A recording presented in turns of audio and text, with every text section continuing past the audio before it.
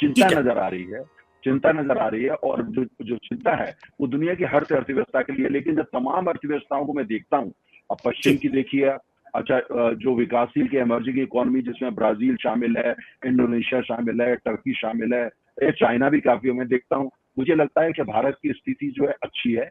हमको राजनीति एक अलग विषय होता है, नाराजगी भी एक अलग विषय होता है, लेकिन जो फंडामेंटल्स के नजरिए से देखें एक तटस्थ होकर के, तो मुझे लगता है चिंता की जरूरत नहीं है, लेकिन सचेत रहने की आवश्यकता है। और ठीक 24/7 जो अपना रिस्पॉन्स मैनेजमेंट है उसको और सुदृढ़ बनाने की आवश्यकता है। ठीक।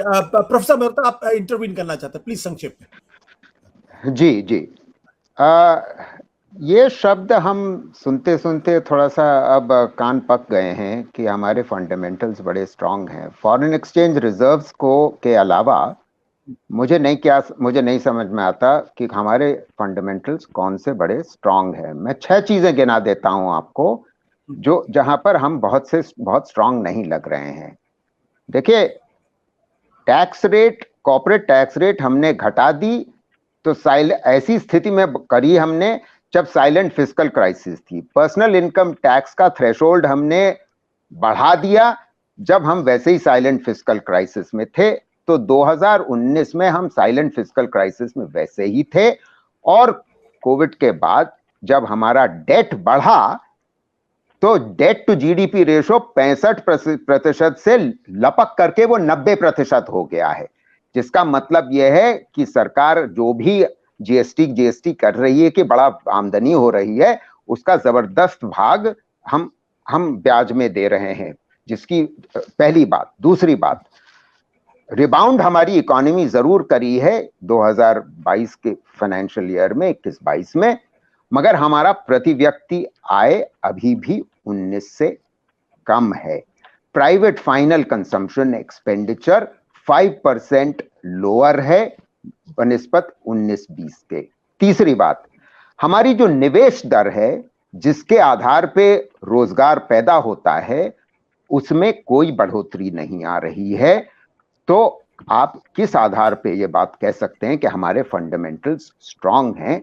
क्योंकि निवेश, आप ये देख रहे हैं कि जब 73-74% कैपेसिटी यूटिलाइजेशन पहुंच गया है, तब आप संभवतः निवेश बढ़ सकता था, मगर नहीं बढ़ रहा है। चौथी बात, हमारी रिटेल इन्फ्लेशन यानी कि महंगाई दर जो जुलाई 20 और जुलाई 21 के फूड इन्फ्लेशन रेट हमारी 31% थी। और उसके बाद हमारी जो रिटेल इन्फ्लेशन रेट रही है वो आरबीआई की एक्सेप्टेबल बैंड 2 और 6% के बीच से बाहर रही है लगातार, और 7.4% है। पांचवी बात, जो बेरोजगारी हमारे देश में 1 करोड़ थी 2012 में, वो 2019 में ही 48 साल में सबसे उच्चतम स्तर पे पहुंच गई थी। 3 करोड़ लोग बेरोजगार हो गए थे, और पिछले 2 साल में उसमें 70 या 80 लाख लोगों की और बढ़ोतरी हुई है।